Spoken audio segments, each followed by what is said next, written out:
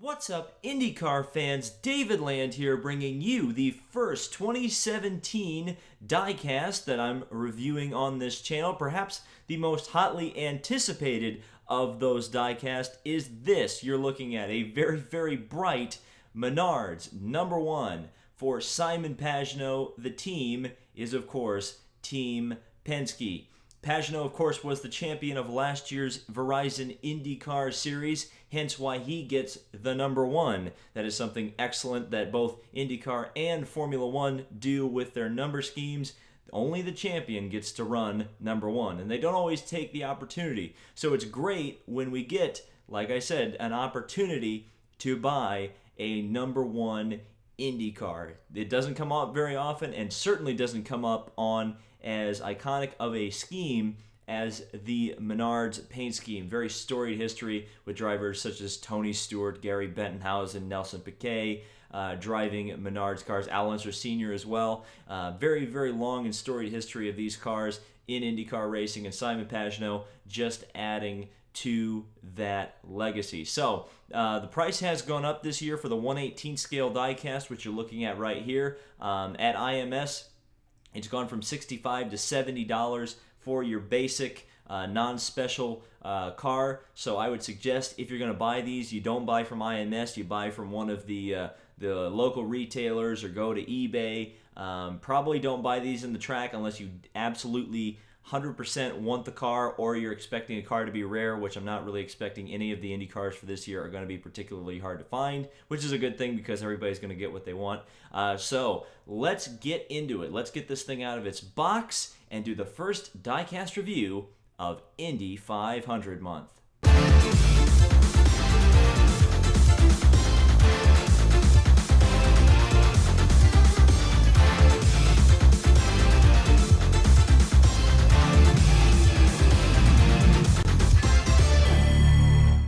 Alright, so here it is, the Menards car, as Simon Pagenaud says it, out of its box. And, I mean, what can you say? I've loved these AeroKit diecasts since they've come out. So the molding, of course, looks absolutely fantastic. And pretty much this is a great diecast. There are a few problems which I'll point out, but they're not major things. And certainly, if you're looking for the Menards car, this is going to be a great purchase for you guys. So let's just do a full look around of the car. Obviously, a fantastic looking paint scheme. They nailed the color. I don't know if it's going to come through on the video, but the color, the Menards yellow, is very much a chartreuse, as Bobby Unser would say, or a day glow yellow. It's really closer to green when you actually see it, both in real life and in diecast form. It gives off a green glow, and the reason they used these old day glow colors was back in the 80s and 90s on TV, yellows and reds would not pick up quite as well because simply the camera technology wasn't that great back in those days. So teams like Menards, who ran yellow cars, and Team Penske, which of course ran the Marlboro red cars, would use day glow colors to be able to make their brands come across as the correct colors on TV. Now, of course, as the years have gone on, these schemes became entrenched in the fan. The fans love these schemes. So even as the camera technology has gotten to the point where we can have the correct colors, the actual correct corporate colors of brands like Menards or STP, not so much Marlboro anymore because they're not allowed, but you can have the correct colors, but they choose not to use them because there is some nostalgia associated with having a day glow yellow Menards car. But this is an absolutely fantastic diecast, and again, Greenlight nailed the color. But there are a few problems, namely decals being kind of small where they shouldn't be.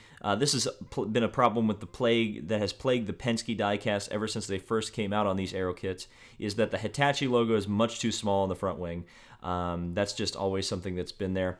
But I think they nailed the front wing. Of course, DeVilbiss, a new sponsor for 2017, Discount Tire, and Hewlett-Packard Enterprise, which I was told was not coming back for this year, but turns out it's on the diecast. Obviously, the number 1 using the classic Penske font and Simon Pagenaud, if you want to use his proper French pronunciation. Now, the interesting thing about this diecast is the plastic bits are just a slightly different color than the metal bits. I don't know if it's going to come through, but the headrest, the rear flicks, and the rear bumpers all look very, just a slightly off color, just slightly. I mean, it's not very noticeable unless you hold the car underneath some intense light, in which case it will kind of come through.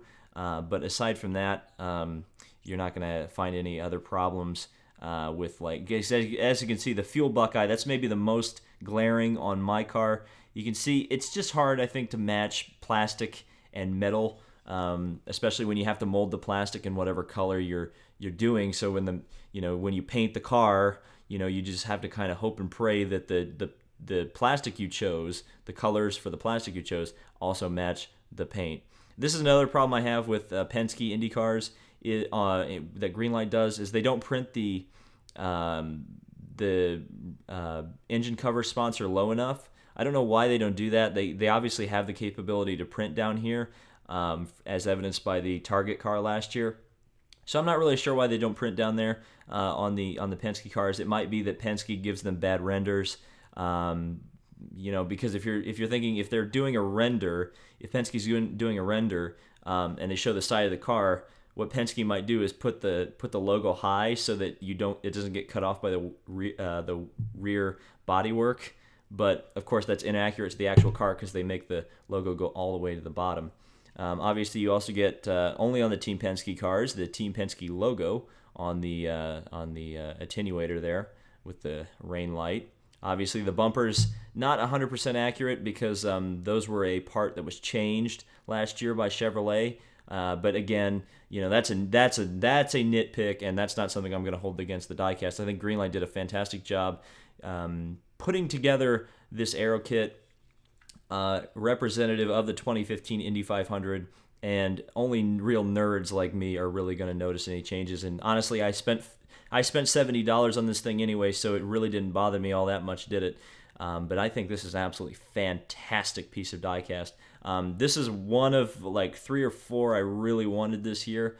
The other one I want is the Rossi Napa, and I think I might pick up the Connor Daly as well, because that's a car and a driver that just hasn't gotten a diecast made. And of course, Connor Daly is a local boy, local here to the Indianapolis area. So it's good to have a driver who is local. But yeah, this is obviously I don't need to say this 100 times because, you guys know I love it. Again, the Menards scheme, the Menards history behind this car, fantastic. It's one of those things that as soon as we saw it had been revealed that Penske was going to be picking up Menards sponsorship, it was like everybody was like, okay, when's the diecast coming out? It would have been nice, though, if we had gotten a Grand Prix of Indianapolis winner, even though it would have been on the wrong aero kit. And by aero kit, I mean it would have been on a Chevy aero kit, but it would have been on the Speedway wing configuration. But it would have been nice to get the 22 Menards car as well. But then again, if Pagenaud doesn't end up, and of course he's leading the championship again, so it's possible he will end up winning twice and retaining the number 1. But if he doesn't win the championship, it's a distinct possibility that we'll end up getting a 22 Menards car in 2018 on hopefully what is the new I guess I could say champ car style bodied, which would look pretty cool. We haven't seen a Menards paint scheme on a champ car, quote unquote, since Robbie Gordon ran one in 1999. But anyway, I'm rambling about Menards history at the Indianapolis 500. That might be a video I do at some point. You never know. The McLaren and Honda videos I did have received overwhelmingly positive responses, and I think those videos are going to do quite well. So thank you guys so much for watching. Let me know in the comments if you're wanting to pick this one up. Certainly, it's a high recommendation from me. If you have the Yellow Submarine, I think this car is going to look great with that one because they both kind of have that yellow, even though obviously the Pennzoil yellow is a bit more mustard yellow, and this is chartreuse. So thank you guys so much for watching once again. This has been David Land on YouTube, and we'll see you in the next video.